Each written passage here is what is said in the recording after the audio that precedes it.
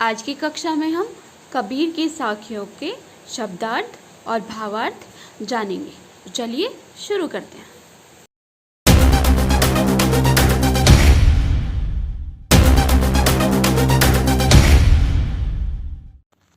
मान सरोवर सुभर जल, हंसा केली कराही, मुक्ता फल मुक्ता चुगे, अब उड़ी अनंत ना जाही।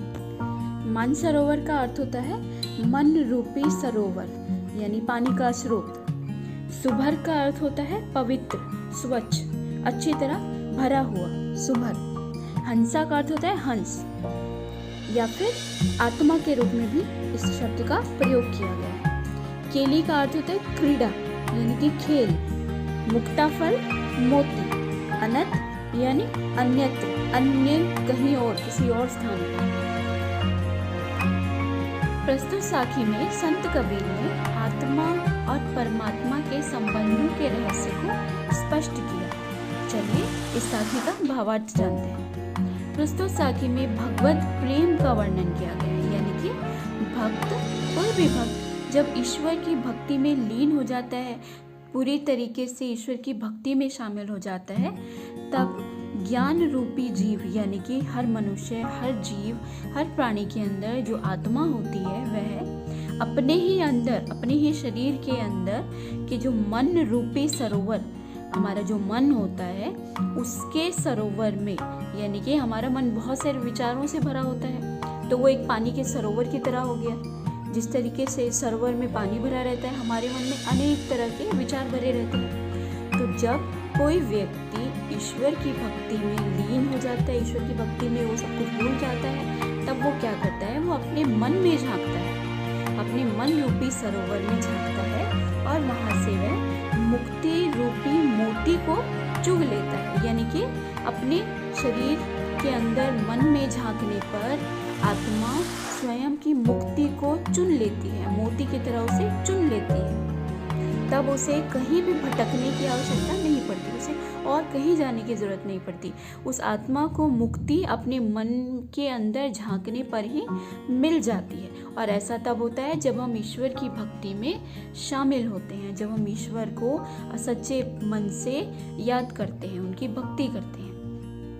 किसी भी जीव को जब ईश्वर प्रेम की प्राप्ति हो जाती है, तब उस जीव का मन कहीं भी नहीं भटकता, उसका मन एकांत हो जाता है, एकचित हो जाता है, वह संसार की मोह माया के बंधनों से मुक्त हो जाता है। यानी कि उसके मन में संसार की जितनी भी सुख सुविधाएं हैं, उनकी रुचि नहीं रहती, वह हमेशा के लिए आनंद में रहता है। उसे किसी चीज़ की प्राप्ति की आशा नहीं रहती, वो किसी चीज़ के पीछे नहीं भागता, वो सफलता के पीछे नहीं भागता, वो चीज़ों के पीछे नहीं भागता, गाड़ी, बंगला, पैसा, इन सब मोह माया से उसका मन उभर जाता है। उसे ईश्वर की भक्ति में जो आनंद मिलता है, वो इन सुख सुविधाओं में उसको अब आना बंद हो जाता है। अब वो सिर्फ ईश्वर की भक्ति में, यानी अपने मन में जब ईश्वर को पाता है, तो वह संतुष्ट हो जाता है। अब उसे किसी चीज़ की ज़रूरत नहीं है। इस साखी में आत्मा और परमात्मा के संबंध का रहस्य अच्छे से समझाया गया है। आत्मा, हर जीव के अंदर जो आत्मा होती है, वो परम आत्मा का ही अंश होती है, और वो हमारे अंदर, हमारे मन में रहते हैं। ईश्वर हमारे मन में रहते हैं। उनको ढूंढने के लिए हमें कहीं जाने की ज़रूरत नहीं है, उनको पाने के लिए हमें मोह माया की ज़रूरत नहीं है, हमें गाड़ी, बंगला, पैसे की ज़रूरत नहीं है ईश्वर को पाने के लिए। यदि हमें ईश्वर को पाना है, ईश्वर के पास पहुंचना है, हमें मुक्ति प्राप्त करनी है, तो हमें हर जीव को अपने अंदर, अपनी आत्मा और अपने मन को टटोलना चाहिए। अपने मन के भीतर हम ईश्वर को, परमात्मा को ज़रूर पाएंगे, क्योंकि परमात्मा आत्मा में ही रहते हैं, हर आत्मा में उनका वास है। अपने मन में ढूंढिए और आप ईश्वर को ज़रूर पालेंगे।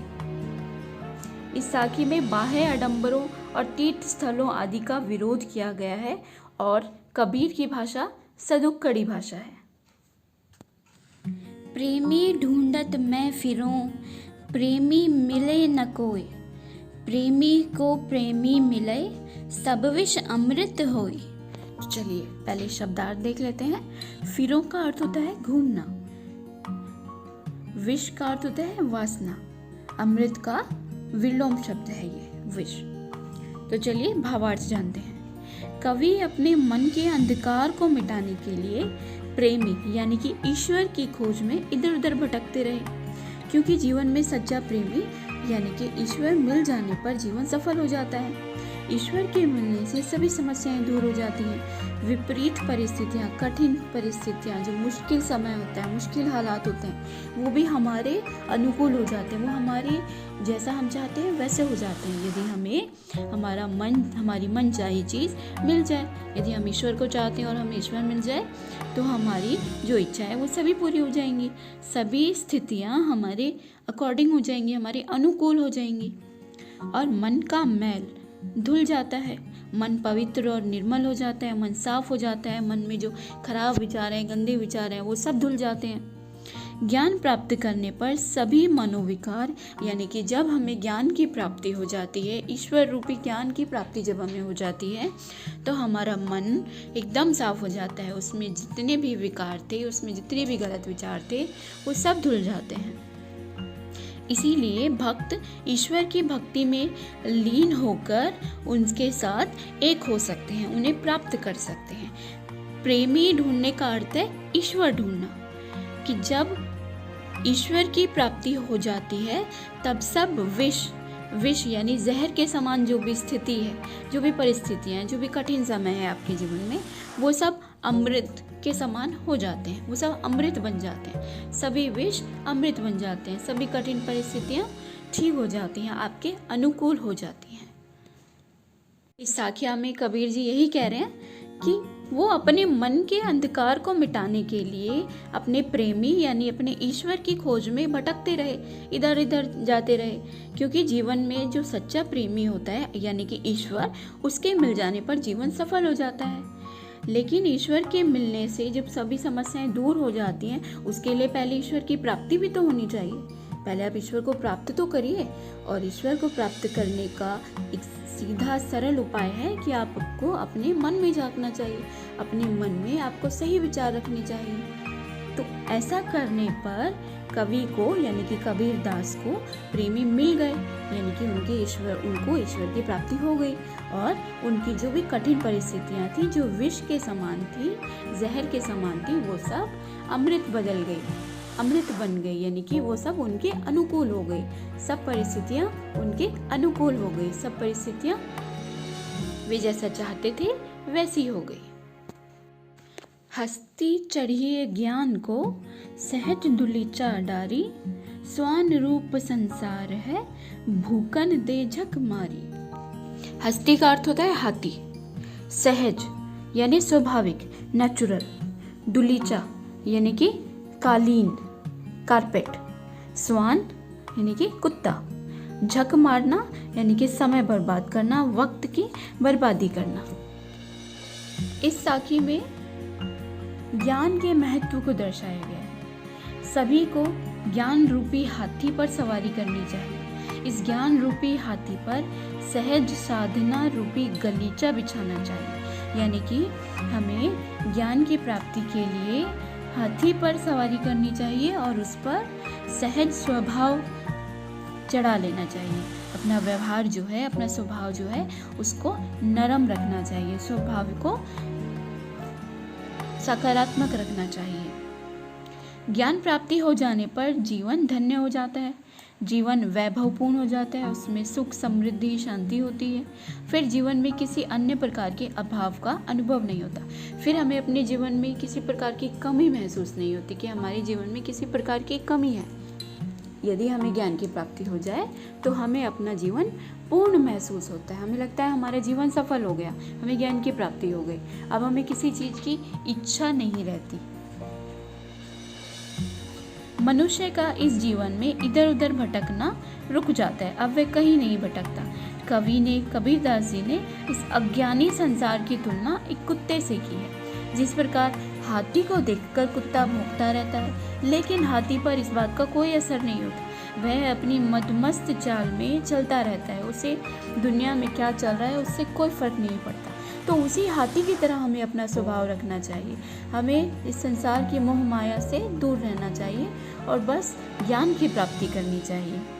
और उस हाथी को मदमस्त हाथी को देखकर कुत्ते भौंकते हैं, निरर्थक अपना समय व्यर्थ करते हैं, बर्बाद करते हैं। हमें ऐसा नहीं करना चाहिए। मुख्य भाव यह है कि अज्ञानी व्यक्ति जिसने ज्ञान की प्राप्ति नहीं की, वो व्यर्थ में अपना समय बर्बाद करता है, बेकार की चीज़ों में अपना समय बर्बाद करता है। ज्ञान के बिना जीवन का कोई अर्थ नहीं है, उसका कोई मायने नहीं है, उसका कोई सार नहीं है, और ज्ञान ईश्वर प्राप्ति का मुख्य आधार है। कवि ने ज्ञान की सहज साधना, यानी कि हमें ज्ञान की साधना करनी चाहिए, ज्ञान की प्राप्ति के लिए प्रयास करने चाहिए। इसमें कोई आडंबर नहीं करना चाहिए, कोई दिखावा नहीं करना चाहिए।